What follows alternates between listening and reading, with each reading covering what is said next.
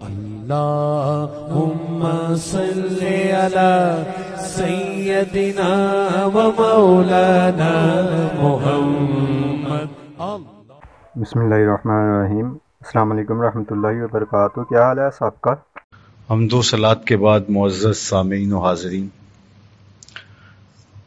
کتاب رحمت قرآن مجید ہمیں بالکل سیدھی راہ دکھاتی ہے، اور یہ کتاب منزل من اللہ جل شانہ کی نازل کردہ پاکیزہ لا ریب کتاب ہے.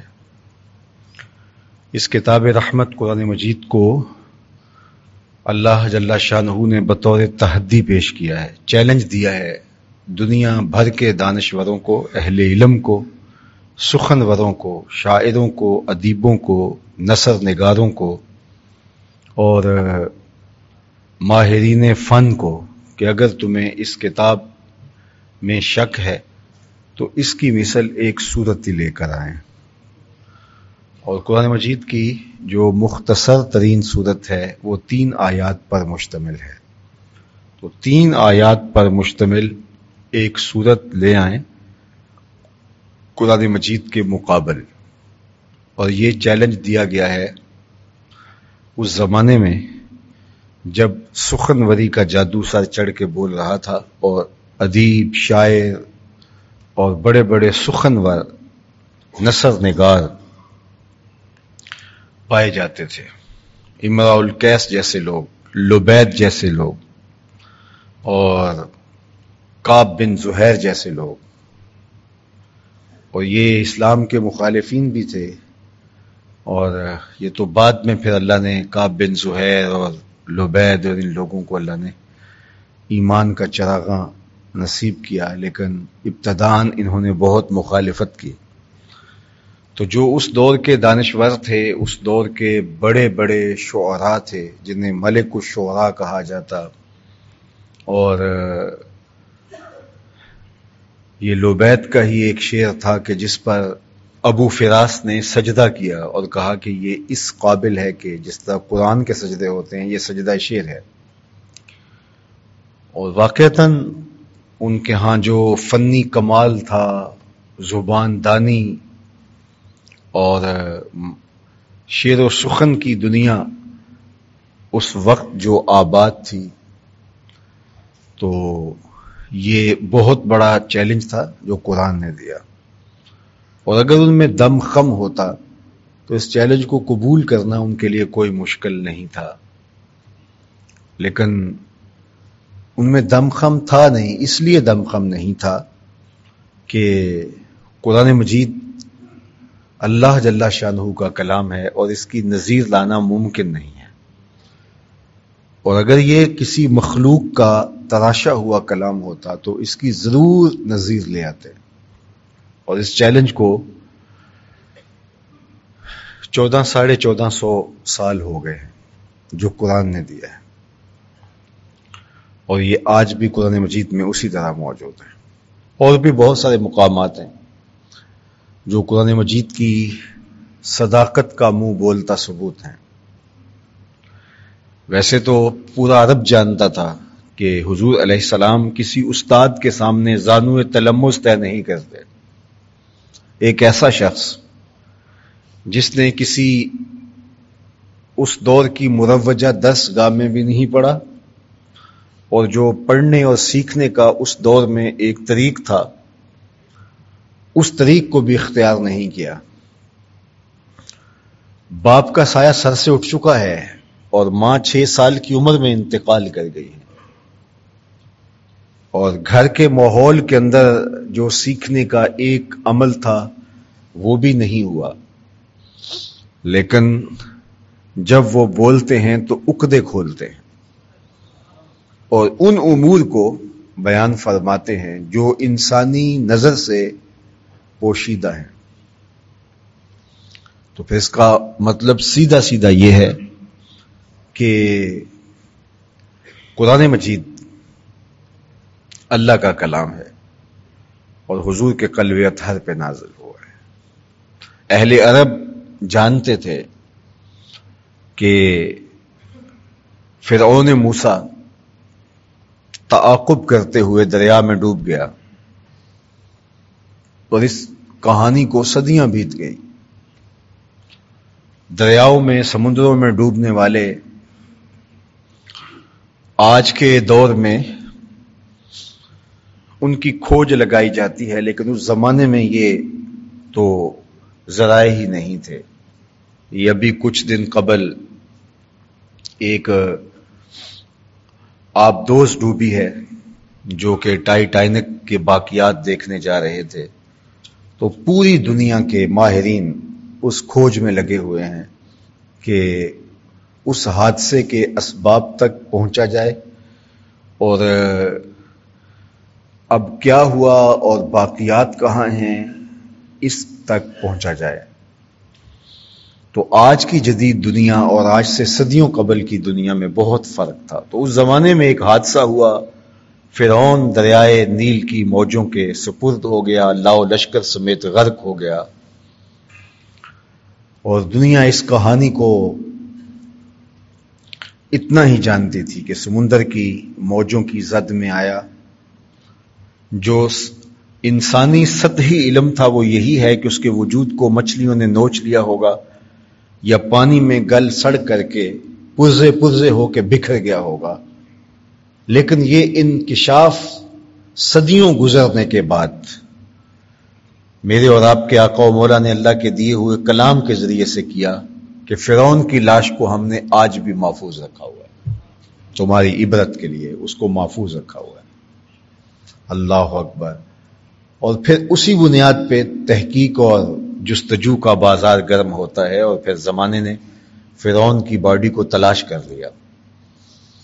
تو یہ ایک ایسے شخص نے خبر دی جو بظاہر اس میدان کا شخص نہیں تھا، اور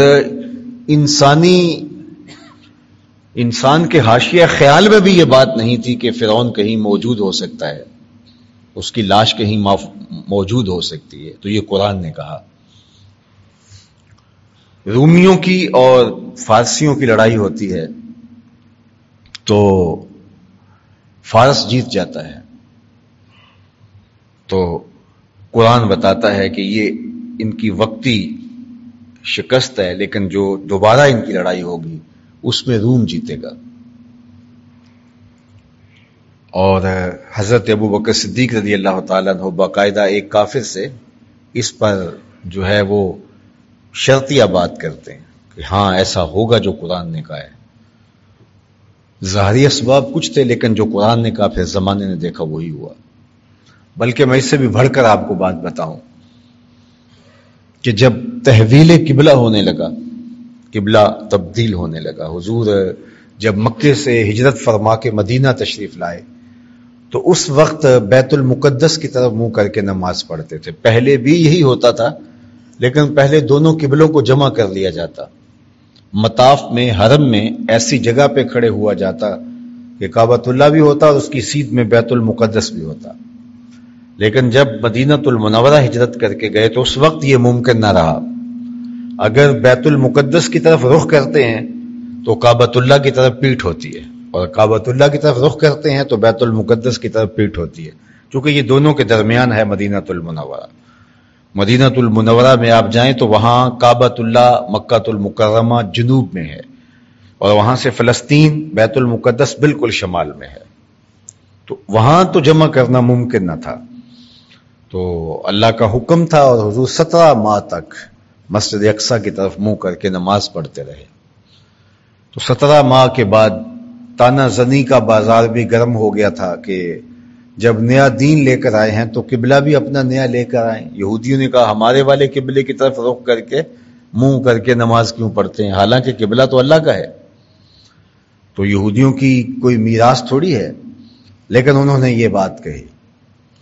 حضور کے قلب اطہر میں، خاطر عاطر میں بھی یہ بات آئی کہ ہمارا قبلہ بیت المقدس کی بجائے کعبۃ اللہ ہو جائے تو کیا خوب ہو۔ ویسے بھی مکۃ المکرمہ حضور کا وطن معلوف، جائے پیدائش، اللہ کے گھر سے جو موانست قلبی، اس حوالے سے حضور کا رجحان قلب اور میلان قلب بھی ادھر تھا۔ تو حضور کے دل میں بھی یہ خیال آیا کہ یہ تانا زنی بھی کرتے ہیں اور ویسے بھی اگر قبلہ کعبۃ اللہ قرار پائے تو کتنا اچھا ہو. تو پہلے تو یہ خیال دل کی اتھا گہرائیوں میں کہیں موجود تھا، لیکن ایک دن حضور کے دل پر یہ خیال غالب ہونے لگا اور نماز پڑھ رہے تھے حضور، اور 2 رکعتیں پڑھی تھیں اور 2 رکعتیں ابھی باقی تھیں کہ خاطر عاطر میں یہ خیال جو تھا وہ غالب ہو گیا کہ ہمارا قبلہ بیت المقدس کی بجائے کعبۃ اللہ ہو جائے. تو 2 رکعتیں ہی ابھی پڑھی تھیں، 2 رکعتیں ابھی باقی تھیں کہ طائر سدرہ نشین جبریل امین کے پروں کے پھڑ پھڑانے کی آواز آنے لگی. حالت نماز میں نزول وحی ہوا اور جبریل امین نے حاضر ہو کے کہا کہ محبوب اگر آپ کا یہ خیال ہے کہ تحویل قبلہ ہو تو پھر دیر نہ کیجیے، ابھی رخ پھیر دیجیے. قد نرا تقلب وجهك في السماء فلنولينك قبلة ترضاها. ہم نے آپ کو دیکھا، آپ کا چہرہ بار بار آسمان کی طرف اٹھتا ہے. ہوتا یہ تھا کہ حضور علیہ السلام کے خاطر عاطر میں، قلب اطہر میں، دل نور میں اگر کوئی بات آتی تو فوراً وحی کا نزول ہوتا. تو اب دل میں بات آئی تو وہ عادت یہ بنی ہوئی تھی، تو آسمان کی طرف حضور کا رخ انور اٹھ گیا. پھر خیال آیا تو پھر اٹھ گیا. تو یہ جب بار بار ہوا تو جبریل امین پیغام عزدی لے کر پہنچے. قد نرا تقلب وجهك، ہم نے آپ کے چہرے کو بار بار آسمان کی طرف اٹھتے ہوئے دیکھا. ہر وقت خدا محبوب کو دیکھ رہا ہے، اس کی نظر سے تو پوشیدہ نہیں ہے، لیکن حضور کے تقلب وجہ، چہرے کے پلٹنے کو دیکھنے کی حکایت اللہ نے قرآن میں بیان فرمائی. اور دوسرے مقام پہ فرمایا فَإِنَّكَ بِآيُنِنَا، محبوب تم ہر وقت ہماری نگاہوں میں رہتے ہو، ہماری نگاہوں سے آپ پوشیدہ نہیں ہو. اللہ اکبر. تو اب کہا کہ محبوب آپ کے چہرے کو ہم نے بار بار آسمان کی طرف پلٹتے ہوئے دیکھا. فَلَنُوَلِّيَنَّكَ قِبْلَةً تَرْضَاهَا، تو جس قبلہ کی طرف آپ کی مرضی ہے ہم آپ کو اسی طرف پھیر دیتے ہیں. اللہ اکبر. محبوب پھر دیر نہ کیجئے، ابھی رخ انور پھیر لیجئے. اللہ اکبر. حالت نماز ہے، 2 رکعتیں ادا ہو چکی ہیں، 2 رکعتیں ابھی باقی ہیں. یہ کوئی محاورہ نہیں تھا، کبھی ایسی پہلے مشق نہیں ہوئی تھی کہ حالت نماز میں کوئی تحویل ہوئی ہو. تو ظاہر ہے جو پیچھے کھڑے ہیں ان کے وہم و خیال میں بھی کوئی بات نہیں تھی. تو اچانک جب تحویل ہوگی تو ایک مسئلہ تو کھڑا ہوگا. اور اب بالکل قبلہ بھی اپوزٹ، قبلہ بھی بالکل مخالف سمت. تھوڑا سا رخ پھیرنے سے تھوڑا سا رخ پچھلے والوں کا پھیر جائے، لیکن یہاں تو بالکل برعکس ہے. تو حالت نماز کے اندر قبلہ کی تحویل یہ کوئی چھوٹا اور عام واقعہ نہیں تھا، بہت بڑا اور غیر معمولی واقعہ تھا. اور حالت نماز کے اندر اس کا حکم آ رہا ہے، اور حکم بھی بذریعہ وحی آ رہا ہے. حضور کے دل کے اندر صرف یہ بات ڈالی نہیں جا رہی، بلکہ یہ وحی نازل کی جا رہی ہے کہ محبوب ابھی رخ پھیر لو. ہم نے تو نماز کا وقت بدلنا ہو تو 1 دن پہلے کم از کم بتانا پڑتا ہے کہ کل سے نماز ظہر 2:15 بجے ہوگی. نماز کا وقت بدلنا ہو تو 1 دن پہلے بتانا پڑتا ہے. یہاں تو قبلہ بدلنا تھا، ایک دن پہلے بتا دیا ہوتا، چلو ایک نماز پہلے بتا دیا ہوتا، نہیں تو شروع ہونے سے پہلے، اقامت سے پہلے بتا دیا ہوتا. لیکن یہاں ایسا نہیں ہے، بلکہ کہا محبوب ابھی رخ پھیر لو. یا اللہ تیری نماز تو پوری ہو لے. کہا میری نماز بعد میں پوری ہوگی، پہلے تیری مرضی پوری ہوگی. فَلَنُوَلِّيَنَّكَ قِبْلَةً تَرْضَاهَا، جس قبلے کی طرف آپ کا رخ ہے حضور جی ہے، اس قبلے کی طرف رخ پھیر لیجیے. اور پھر حالت نماز کے اندر آقا کریم علیہ الصلوۃ والسلام نے رخ پھیر دیا. اب حضور علیہ الصلوۃ والسلام کا رخ ادھر تھا اور صحابہ پیچھے کھڑے تھے، ان کا بھی ادھر تھا. تو حضور علیہ الصلوۃ والسلام نے رخ پھیر کے ادھر کر لی جدھر صحابہ تھے، اور صحابہ پلٹ کے پیچھے آ کے حضور کے پیچھے کھڑے ہو جاتے. اللہ اکبر. اور پھر کوئی شخص گزر رہا ہے اور اس نے دیکھا کہ حضور کا رخ آج ادھر ہے، اور وہ گزرتے ہوئے جا کے ایک دوسری مسجد میں نماز ہو رہی تھی تو وہاں کے نمازیوں کو کہتا ہے اور تم ادھر نماز پڑھ رہے ہو، حضور کا رخ تو ادھر ہے. تو وہ وہیں جو ہے وہ اپنا رخ تبدیل کر دیتے ہیں. اللہ اکبر. می وریا کستوریاں دا جدوں یار نچوڑیاں زلفاں، قبلہ اودے بنیا سائم جدے یار نے موڑیاں زلفاں. وہ جدھر رخ پھیر لیں وہی قبلہ ہوتا ہے. اور اگر آپ غور کیجئے قبلہ تن کو یہاں نکرہ رکھا گیا ہے، فَلَنُوَلِّيَنَّكَ قِبْلَةً، ہم آپ کو پھیر دیں گے اس قبلے کی طرف. حالانکہ جس قبلے کی طرف پھیرا جا رہا ہے وہ کعبۃ اللہ ہے اور وہ معرفہ ہے، معروف ہے. تو القبلہ ہوتا جو عربی میں ضابطہ ہے، لیکن یہاں قبلہ تن کو نکرہ رکھا گیا، پھر اس نکرہ کو نکرہ مخصوصہ بنایا گیا ترداہا کی صفت لگا کے. شعور کیا دینا مقصود تھا؟ بتانا مقصود تھا محبوب ہم یہ سب کچھ آپ کی مرضی پہ کر رہے ہیں، تو پھر آپ کا چونکہ ذہن اس طرف ہے، آپ کی رضا ادھر ہے، تو ادھر رخ پھیر لیجئے، ورنہ جدھر آپ کا رخ پھرے گا ادھر ہی قبلہ بنا دیں گے. اللہ اکبر. تو اب قبلہ کی جب تحویل ہوئی تو وہ ہمارے اردو میں، پنجابی میں، ہمارے محاورے میں کہتے ہیں کہ وہ درانتی کو دونوں طرف دندانے ہوتے ہیں. دنیا کو دونوں طرف ہوتے ہیں، درانتی کو ایک طرف ہوتے ہیں. تو پہلے کہتے تھے ادھر منہ کر کے نماز کیوں پڑھتے ہو، تو اب انہوں نے یہ کہنا شروع کرنا تھا کہ آپ جو ہے وہ اب ادھر منہ کر کے نماز کیوں پڑھ رہے ہو، پہلے ادھر تھے اب ادھر تھے. ابھی کہا نہیں تھا تو قرآن نے پہلے کہا. ذرا دیکھیے سورہ البقرہ ہی ہے. سَيَقُولُ السُّفَهَاءُ مِنَ النَّاسِ مَا وَلَّاهُمْ عَنْ قِبْلَتِهِمُ الَّتِي كَانُوا عَلَيْهَا.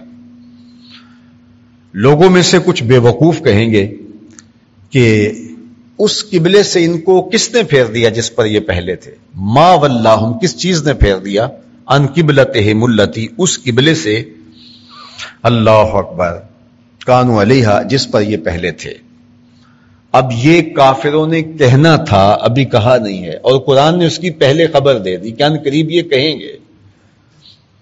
تو اب اور یہ کافر یہود تھے، اور یہود اسلام کے بدترین دشمن تھے، اور منافقین تھے، اور وہ اسلام کے بدترین دشمن تھے، اور وہ ہر بہانہ ڈھونڈتے تھے کہ جس سے اسلام کی تکذیب ہو سکے. تو وہ پھر یہ کہتے نا کہ آپس میں یہ طے کر لیتے کہ قرآن نے کہا ہے کہ ان قریب یہ کہیں گے کہ ان کو اس قبلے سے ادھر کس نے پھیرا، تو ٹھیک ہے ہم نہیں کہتے، اور پھر قرآن کی تکذیب کریں گے کہ قرآن نے تو کہا تھا کہ ان قریب یہ کہیں گے کہ اس قبلے سے آپ کو ادھر کس نے پھیرا، تو ہم نہیں کہہ رہے، تو قرآن نے کہا تھا کہیں گے، تو بتاؤ کون کہہ رہے. تو یہ ایسا کر سکتے تھے، لیکن یہ شعور اور فہم ان کو حاصل نہیں ہو سکا، اور انہوں نے کہا کہ کل تو ادھر تھے اور آج ادھر رخ پھیر لیا، جبکہ قرآن اس سے پہلے نازل ہو چکا تھا کہ یہ کہیں گے. تو یہ نہ کہہ کے اسلام کی قرآن کی تکذیب کرتے کہ قرآن نے کہا تھا کہ کہیں گے اور ہم نہیں کہہ رہے، لیکن قرآن نے کہا تھا کہیں گے اور انہوں نے کہا. تو یہ تو وہ چیز ہے کہ جو قرآن مجید کی عظمت کو اس طرح سے واضح کر رہی ہے کہ قرآن مجید نے جو آنے والے ادوار کی خبریں بھی دی، بلکہ یہودیوں کے بارے میں یہ کہا کہ یہ کہتے ہیں کہ ہم تھوڑے دن جہنم میں رہیں گے، ہم جنت تو ہماری ہے، ہم ٹھیکیدار ہیں جنت کے. اللہ تعالیٰ شاہ فرماتا اگر ایسا ہے تو پھر فتمنوا الموت، پھر موت کی تمنا کریں، آرزو کریں، مرنا چاہیں. جب ان کے لیے ان کو یقین ہے کہ جنت ہے اور ہم اس میں اتر جائیں گے، تو پھر مرنے کی آرزو کریں، پھر کون نہیں جائے گا. اللہ اکبر. لیکن فرمایا وَلَن يَتَمَنَّوْهُ أَبَدًا، یہ کبھی بھی آرزو نہیں کریں گے مرنے کی، یہ کبھی بھی تمنا نہیں کریں گے مرنے کی. یعنی مستقبل کی ابدی نفی کر دی، اور اس کو 1400 سال بیت گئے. تو اب بھی یہود مرنے کی تمنا کر کے لوگوں کو بتائیں کہ میاں قرآن نے یہ کہا تھا، ہمارا مزاج اس سے برعکس ہے، لہذا قرآن کی تکذیب ہو گئی. لیکن قرآن کی تکذیب اس رنگ کے اندر بھی کرنے سے وہ قاصر ہے، اس زمانے کے اندر بھی اور آج بھی. جو قرآن کی دی ہوئی خبر ہے، اب اس خبر کی تکذیب کے لیے وہ اپنا عمل بدل کر کے تکذیب کر سکتے ہیں، لیکن نہیں کر پائیں گے. اور یہ قرآن کی صداقت ہے. اب قرآن مجید کا حرف حرف، لفظ لفظ جو ہے وہ نور اور روشنیاں بانٹتا ہے. چیلنج قرآن کا موجود ہے کہ تمہیں اگر اس بات کا ادعا ہے کہ یہ کوئی گھڑی ہوئی کتاب ہے اور یہ کوئی زمینی کتاب ہے، آسمانی صحیفہ نہیں ہے، تو ٹھیک ہے، اس کی مثال ایک صورت لے آؤ. بات ختم، یہی فیصلہ ہو جاتا ہے۔ دوسری بات کہ قرآن نے جو چیلنج دیے، قرآن نے جو خبریں دی، قرآن نے جو ہے وہ آنے والے دور کے حالات بتائے، اور پھر ان میں بہت ساری چیزیں ہیں کہ جو تم کہہ سکتے ہو لیکن تم نہیں کہہ پاؤ گے۔ اور اسی طرح قرآن مجید اللہ تعالیٰ جل شانہ کا وہ پاکیزہ کلام کہ جس کلام کی تاثیر، جس کے اثرات اور دلوں پر اس کا جمتا ہوا رنگ یہ کبھی بھی زائل نہیں ہوتا، اور صدیوں گزرنے کے بعد پھر اس کی حفاظت کا الوہی انتظام کہ کوشش بسیار کے باوجود بھی اس قرآن مجید کو بدلا نہیں گیا۔ اس کے لیے بہت کوششیں مختلف زمانوں میں ہوئی۔ اب بے بسی کی آخری رنگ اور تصویر کیا ہے کہ قرآن مجید کے نسخے کو آگ لگا دی جائے۔ اس سے کیا ہوگا؟ اس سے مسلمانوں کے جذبات کو تکلیف تو ضرور ہوگی، لیکن قرآن مجید کی فکر پر کوئی آنچ آنے والی نہیں ہے، قرآن مجید کی عظمت پر کوئی آنچ آنے والی نہیں ہے۔ تو اس کا نتیجہ کیا ہوگا کہ جو صائب طبقہ ہے، غیر جانبدار طبقہ ہے، وہ سوچنے پہ مجبور ہوگا کہ جس کتاب کی اتنی دشمنی پہ یہ لوگ اتر آئے ہیں، ذرا دیکھے تو صحیح اس کتاب میں ہے کیا۔ قریش مکہ جب باہر سے آنے والے لوگوں کو راستوں میں کھڑے ہو کے روکتے کہ اس شہر میں آئے ہو، تجارت کرو، کام کرو، چیزیں خریدو، سب کچھ کرو، بیچو، لیکن محمد صلی اللہ علیہ وسلم کو نہ ملنا، وہ جادوگر ہیں۔ تو لوگ پہلے آتے، چیزیں خرید کے چلے جاتے، نہ ملتے، کوئی فرق نہیں پڑتا۔ تو جب منع کیا گیا تو ان کے اندر تجسس پیدا ہوا کہ جس سے منع کرنے کے لیے اتنا زور لگایا ہے تو ہم مل کے دیکھیں تو صحیح اس میں ہے کیا۔ پھر اس کے دل میں آرزو پیدا ہو جاتی ان کے منع کرنے کی وجہ سے کہ ہم دیکھیں تو صحیح کہ یہ منع جس کو ملنے سے کر رہے ہیں اسے مل کے دیکھیں تو صحیح۔ اور پھر جب وہ ملتے، حضور کا خلق ان کی روحوں تک اتر جاتا، اور وہ جانتے کہ یہ جادوگر نہیں ہے، یہ کاہن نہیں ہے، یہ ساحر نہیں ہے، یہ مجنون نہیں ہے جو الزام انہوں نے لگائے، یہ تو اللہ کا سچا نبی ہے۔ اور پھر ہوتا یہ کہ ان کے دل میں ایمان کا چراغاں ہونے لگ جاتا۔ اب بھی انشاءاللہ 9/11 کے واقعہ کے بعد جو ہے وہ مغرب کے بک سٹالز پہ سب سے زیادہ جو کتاب بکی تھی وہ قرآن مجید تھی، اور اس وقت بھی جو ہے انشاءاللہ اس ادھر رجحان ہوگا۔ اسلام کے فطری فروغ کو روکا نہیں جا سکتا۔ مجھے حکومت کویت کا یہ بہت اچھا قدم لگا کہ انہوں نے 1 لاکھ قرآن مجید کے نسخے کو سویڈن زبان کے اندر جو ہے وہ ترجمہ کر کے وہاں تقسیم کرنے کا جو ہے وہ اعلان کیا ہے۔ یہ ایک بہترین انداز ہے۔ صرف سڑک پہ احتجاج کرنا، میں اس کی مخالفت میں نے پچھلے جمعے بھی کہا تھا نہیں کرتا، لیکن اس سے ان کو فرق نہیں پڑتا۔ ہمارے جذبات کا اظہار ضرور ہے، لیکن اس سے ان کو فرق پڑے گا کتنے لوگوں کو قرآن مجید سے آگہی نصیب ہوگی۔ اور ہمیں بھی اپنے اپنے دائرے کے اندر قرآن مجید کی ترویج کے لیے عملی جد و جہد کرنی چاہیے۔